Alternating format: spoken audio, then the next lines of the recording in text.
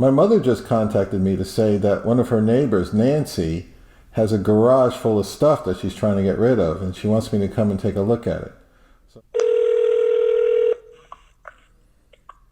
Hello? Hey, hello, Nancy. This is Dave. My mother says you have some stereo gear in your garage that you want me to take a look at.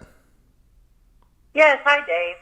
My garage is a big mess, and I really want to clean it up. Herb really wasn't that stereo stuff, and it's been just sitting there for the last couple of years. Yeah, I wish I got to know her better. I didn't know he was into that. What kind of stuff is it? I can't remember exactly. It's just a few boxes on the shelves. I'm having that Salvation Army come and take away most of the junk in the garage next week. Oh, wow. Can I come over tonight? How about around 7? I'll be across the street at your mother's house then. We play cards that time on Fridays. Oh, yeah, that's right. I'll stop by, and you can come and open the garage for me. Okay, that sounds great. See you later then. Oh, fantastic. Thank you very much. I'll see you later. Bye. All right.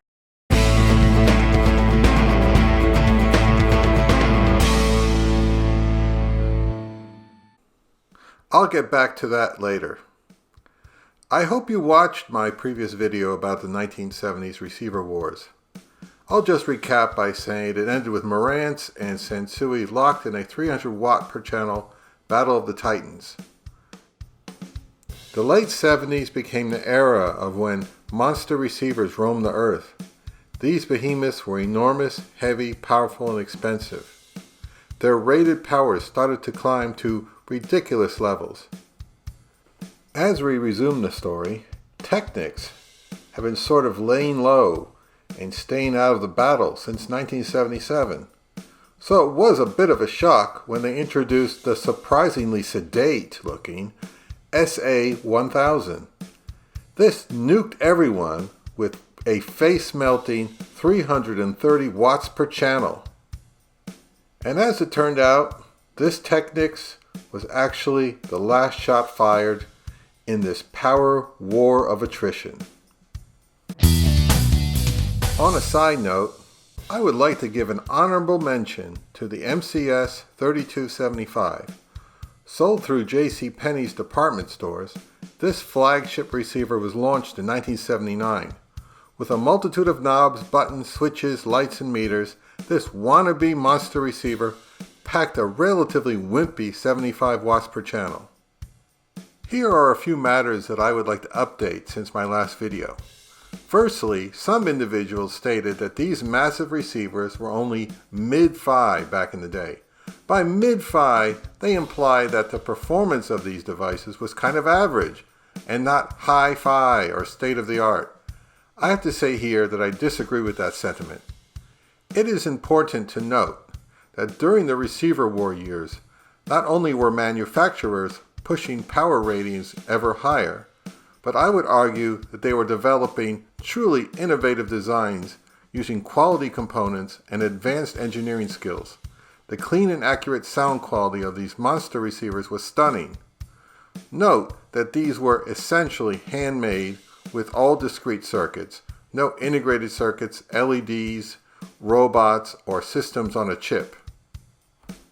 Secondly, due to their high original retail prices, it is understandable that they actually sold relatively few of them.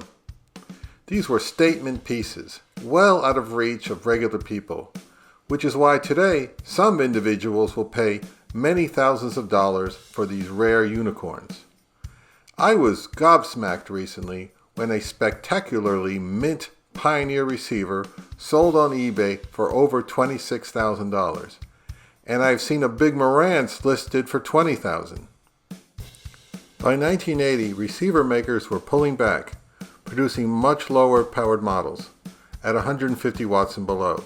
Some say the economic recession likely contributed to the changes. Companies had to find ways to economize. The shiny brushed aluminum look started to disappear in favor of a lower cost black finish. Machine knobs and glowing dials vanished, replaced with digital displays and small clicky buttons. It could have been changing tastes as well. You know, cameras also changed to black finishes around this time. Here is a top-of-the-line JVC receiver from the mid-80s that I recently bought for my son. It epitomizes the design aesthetic of the day.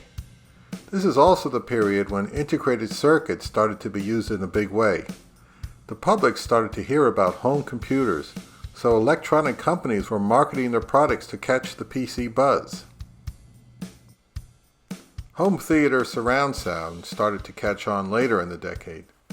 The public mostly stopped buying 2-channel receivers in favor of the new Dolby 5.1 models. That trend has continued into this decade as surround sound home theater has evolved, recreating the full cinema experience in the living room. Looking at this gargantuan and expensive Denon AV receiver tells me that the days of monster receivers is not over, but has come full circle. Okay, I'm here. It's dark. Nancy opened the garage for me. This garage looks pretty messy. What do we got? Hold on the left. What? Oh, what is this? Sensui Pioneer. What's that? 3 Marances. 3 Sensuis. Wait, 2 Sensuis. These are monsters.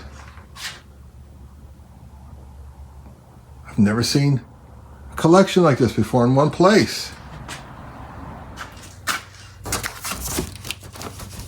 Yeah, these are heavy boxes.